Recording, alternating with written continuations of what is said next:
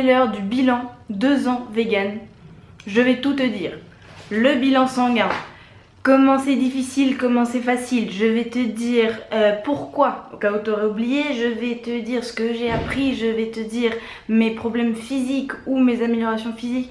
On va break down tout. Même si la partie la plus intéressante, ça reste quand même le bilan sanguin, je me permets de te donner mes raisons d'être vegan avant.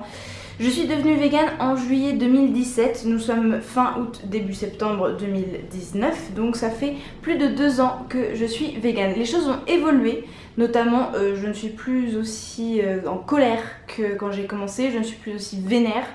Je n'ai plus envie de tuer la moitié de la planète pour compenser le milliard d'animaux tués en France chaque année. Voilà, enfin, tu vois ce que je veux dire. Je suis encore un petit peu énervée, mais pas autant qu'avant. On va peut-être rappeler vite fait. Donc, mes raisons, c'est l'environnement, la santé et le bien-être animal. L'environnement, ça coule de source. Hein. On voit le feu dans la forêt amazonienne. La raison principale de la déforestation de la forêt amazonienne, ça reste quand même les plantations de soja pour nourrir les animaux qui sont ensuite tués pour être mangés par les humains. Voilà, si on enlève cette suite logique, de base, il n'y a pas besoin de déforester l'Amazonie. Déforester? Oui, pourquoi pas. Enfin, tu vois ce que je veux dire? C'est un gâchis de ressources, en somme, voilà. La santé aussi, également. Chaque jour, des nouvelles études indépendantes sortent qui prouvent que les produits laitiers, c'est super mauvais, que les œufs, ça blinde de cholestérol et d'hormones d'œstrogène dans les œufs. Parce que les œufs, c'est quand même des règles de poule, donc forcément, il y a des œstrogènes dedans. Et donc on prend beaucoup trop d'œstrogènes quand on mange des œufs, puis il y a le mauvais cholestérol. Les poissons sont empoisonnés par les eaux et par les antibiotiques. Enfin bon bref, tu vois le style. Je te recommande The Channel Study qui recense des centaines et des centaines de références d'études et qui les met ensemble sur l'avantage d'une alimentation végétale. Mais surtout, ma raison principale reste le bien-être animal, à savoir arrêter d'être responsable de la souffrance de milliers, de millions, de milliards d'animaux chaque année. Je ne veux plus être responsable de veaux qui sont séparés de leur mère au bout de 3 jours parce qu'il faut que ce soit moi qui boive le lait de la vache. Je ne veux plus être responsable des 14% d'animaux découpés conscients parce que le soi-disant endormissement n'a pas marché.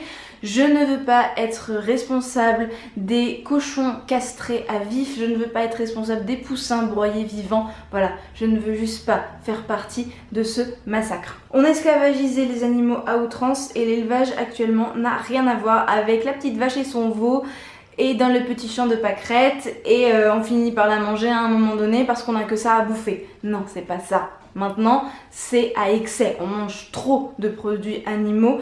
De base, on peut vivre sans maintenant avec la synthétisation de la B12. Bref, ça ne sert à rien de perpétuer ce massacre constant, complètement inhumain en fait.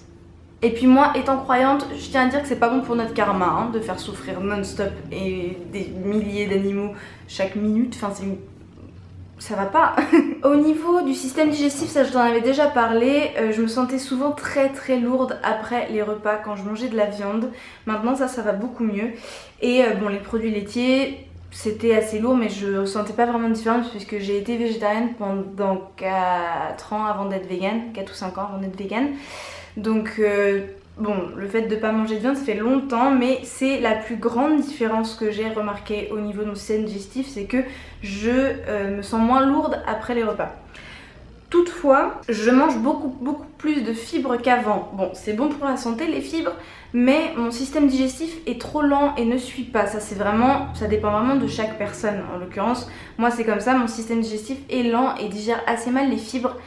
Donc ça m'amène à me poser des questions sur la façon dont je m'alimente, sur qu'est-ce qui ralentit mon système digestif, notamment je dirais le gluten et les sucres raffinés. Voilà, donc plutôt que de diminuer les fibres dans mon alimentation, ce qui est quand même une source de nutriments très importante, je préfère chercher voir si je peux supprimer des nourritures qui ne servent à rien, comme le pain blanc, les pâtes blanches, ça n'a aucun avantage. Donc voilà, je réfléchis à ça, c'est dur, ayant une relation très émotive à la nourriture, je t'en parlerai plus tard dans mes difficultés. Je prends un ton extrêmement professoral, excuse-moi. Qu'est-ce que j'ai appris, justement, en parlant de professeur? J'ai beaucoup appris, notamment en termes de nutrition. j'ai compris les liens entre les nutriments, les vitamines, les minéraux. Je comprends de plus en plus dans quels aliments on les trouve. En fait, simplement, m'étant intéressée à ça, je m'y connais beaucoup plus en étant végétarienne ou en étant carniste, et je m'y connais beaucoup plus que le français, la française lambda, tu vois. C'est toujours très compliqué à recevoir le coup de en tant que végane t'es carencée. Je m'y connais quand même mieux que toi. Juste parce que je suis végane, parce que justement il faut se blinder d'informations, plus que pour sa santé, aussi pour pouvoir répondre aux autres personnes qui t'accusent de te tuer en fait. Tu verras dans le bilan sanguin que je ne suis pas du tout en train de me tuer. En fait, je sais des choses que même de nombreux professionnels de santé ne savent pas, ce qui me confirme toujours dans mon questionnement constant de la médecine occidentale. Mais par exemple, la prise de sang pour détecter une carence en B12, elle est faussée par des analogues de la B12, comme par exemple les produits fermentés. Donc moi qui mange beaucoup d'olives, qui bois beaucoup de kombucha, de cornichons, de trucs fermentés, la prise de sang peut être complètement faussée parce que dans mon sang, la prise de sang saisira comme analogue de la B12, ça aussi, et le contrat dans la prise de sang. Donc effectivement, dans mon bilan sanguin, je ne suis pas carencée en B12. Ceci dit, ça ne veut rien dire. C'est pour ça que l'acide méthylmalonique qui se trouve dans les urines est vraiment l'analyse de la B12 active dans le sang.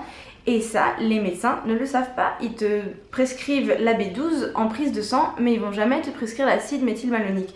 Donc moi, j'ai demandé à mon médecin de le faire, il l'a fait, c'est sympa. Donc j'ai appris beaucoup de choses, je continue à en apprendre. J'apprends des choses hallucinantes sur les tests pour les animaux. Le fait qu'il y a beaucoup de tabac qui n'est pas vegan, le savais-tu hein, y a plein de tabacs qui sont testés à souffler la fumée dans les yeux des animaux pour vérifier que ça brûle pas trop. Voilà, par exemple, j'ai appris ça il y a 3 jours. Donc sans arrêt, j'en apprends des belles sur comment on traite les animaux, et en termes de nutrition, je me sens quand même beaucoup plus sûre de moi dans ce que je dis. Il manque 2 choses très importantes dans le bilan sanguin que je vais te présenter, à savoir le fameux acide méthylmalonique pour déterminer si je suis en carence de B12 ou pas, et le zinc. L'acide méthylmalonique ça prend 1 mois et le zinc ça prend quelques jours, donc j'ai reçu certains résultats. Je te mettrai en commentaire de cette vidéo dès que j'ai les résultats, je mettrai un petit commentaire. Donc si tu vois cette vidéo un peu plus tard, va voir dans les commentaires, tu auras sans doute la réponse. Ma glycémie va bien, ayant des diabétiques dans ma famille, je voulais juste vérifier ça. J'ai comparé avec mes chiffres d'il y a 1 an et demi, où j'avais fait mon dernier bilan sanguin en mars 2018. Donc j'ai comparé, et notamment tout va bien à part le fer. J'étais à 19 par millilitre et là je suis à 15 par millilitre, sachant qu'une carence est à peu près vers 12, donc je suis pas en carence mais je suis dans le bas de l'échelle. Bon, ça m'étonne pas trop étant donné que je prends pas beaucoup de spiruline, voilà, je me complémente pas en fer de façon vraiment attentive. Ça fait longtemps que j'ai pas mangé de haricots azuki qui sont très riches en fer. Voilà, ça m'étonne pas trop que ça n'ait pas trop bougé, voire que ça ait un chouille baissé. Je ne m'inquiète pas, je vais faire doucement remonter en mangeant des flocons d'avoine, voilà, je sais où est le fer maintenant. Ensuite le cholestérol évidemment je n'en ai pas, le potassium, le chlore, tout va bien. Le calcium, je m'inquiétais beaucoup. Je sais pas si t'as vu ma journée dans mon assiette à Madrid, je te la mets juste ici si tu veux, mais j'ai un énorme trou dans la dent, en fait j'ai mes dents qui s'effritent. En médecine chinoise c'est lié au rein, donc bon ça m'étonne pas en termes de médecine chinoise, mais je me disais aussi que j'avais peut-être une carence en calcium et que donc mes dents avaient tendance à s'effriter par carence de calcium. J'ai fait la prise de sang, j'étais à 95 mg par litre en 2018 et là je suis à 96 mg par litre, donc je suis en haut de l'échelle, à savoir il faut avoir entre 84 et 102. Étant à 96, je n'ai aucune carence en calcium. Ce qui me soulage un peu. Maintenant, il faut que je travaille sur mon rein. Et si tu connais la médecine chinoise, tu sais que le rein est lié à la peur et à l'angoisse. Et étant une personne très angoissée et très froussarde, je pense que je sais où je dois travailler. Ensuite, magnésium, bon, tout va bien.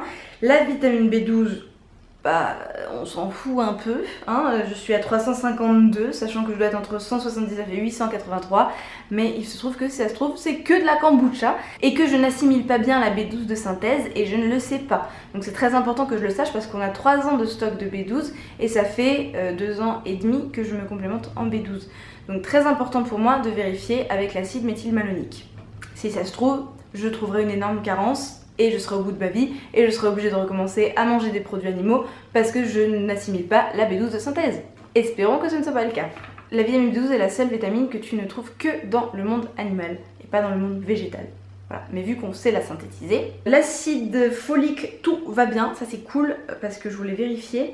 Et alors la seule carence que j'ai réellement, c'est la carence en vitamine D. La carence en vitamine D, j'étais à 16 mg par litre en mars 2018 et là je suis à 22 mg par litre, sachant que je devrais être entre 30 et 70. Donc j'avais une très grosse carence depuis un bon moment. Ça n'a rien à voir avec le véganisme, à vrai dire. C'est lié au stress, au manque de soleil. C'est lié à ma façon d'assimiler la vitamine D. Et là, bon, c'est un peu embêtant parce que je suis encore en grosse carence 1 an et demi plus tard, alors que j'ai passé 5 semaines en hiver à Hawaï, donc en plein soleil, pendant les mois les plus gris. Donc bon, ça me préoccupe un petit peu, mais j'ai des compléments en vitamine D. Je me complémente en vitamine D au quotidien, mais là j'ai des boosters en plus que je vais prendre. Et je referai un contrôle dans 1 an de la vitamine D pour vérifier. Voilà, c'est aussi peut-être juste mon organisme, mon stress qui bouffe toute la vitamine D. En tout cas, ça n'empêche pas mon calcium de se fixer sur les os, ce qui est un des rôles principaux de la vitamine D.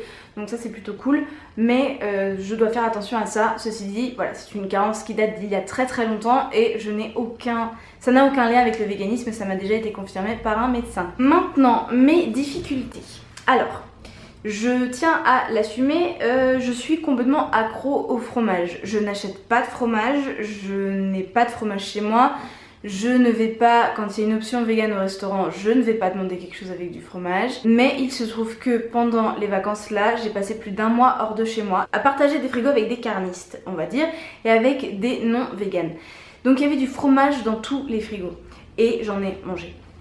J'ai mangé du fromage, je me suis mis des œillères, j'ai fait en sorte de ne pas me rendre compte de ce que je faisais du lien avec mes valeurs éthiques, comme beaucoup de gens font à vrai dire, et j'ai craqué, j'ai mangé du fromage peut-être tous les 2 jours, tous les 3 jours, voilà.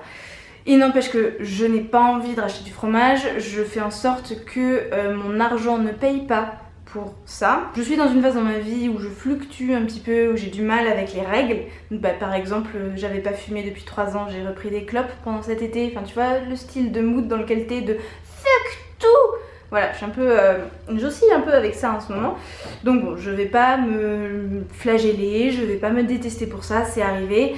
J'ai remarqué que la colère a été remplacée par une forme de souplesse, mais qui devient doucement du laisser-aller et des œillères qui commencent à se remettre, puisque je n'ai pas consommé de contenu de vegan, de documentaires et tout récemment.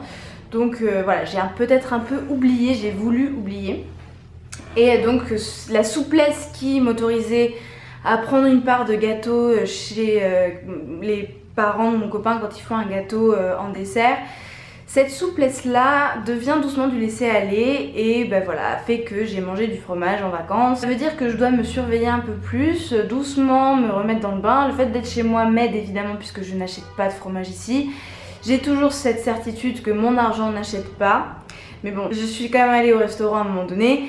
Il n'y avait pas d'option vegan, on a demandé une assiette végétale que le restaurant nous a fait avec plaisir, sauf que dans l'assiette végétale il y avait du fromage, il y avait du comté, je l'ai mangé, je ne l'ai pas laissé, je n'ai pas protesté, je n'ai pas demandé à l'enlever, je l'ai mangé. Donc mon argent a quand même servi un petit peu à cautionner le massacre animal. Évidemment je suis toujours en colère, je m'énerve très vite quand des personnes essayent de me titiller, de m'accuser, de me trouver des failles dans mes arguments, etc.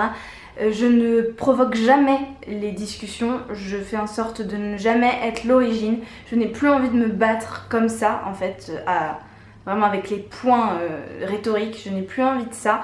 Ça m'épuise, je trouve que ça n'a ni queue ni tête les arguments qu'on m'envoie.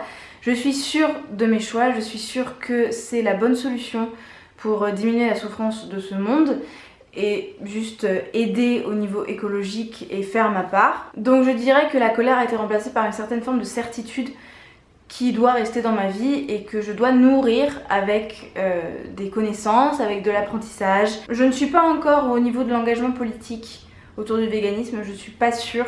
Je me dis que je fais déjà ma part en t'en parlant à toi et en t'inspirant. Je reçois beaucoup de commentaires qui me disent que voilà, tu réduis, tu diminues et j'ai l'impression que d'une certaine façon je fais ma part de prosélytisme, de juste en parler, d'évangélisation autour du véganisme pour conscientiser tout le monde sur la souffrance animale.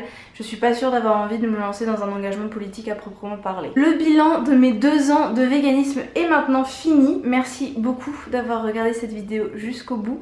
N'oublie pas de mettre un petit like, de t'abonner, d'activer les notifications pour me référencer mieux. Ça a énormément de valeur, je pense que tu te rends pas compte. Tu peux aussi aller me soutenir sur mon Tipeee, j'ai des idées dans ma tête de trucs qui vont arriver bientôt, je t'en parlerai, mais ça va sortir bientôt. Je te fais un énorme bisou et je te dis à mardi prochain.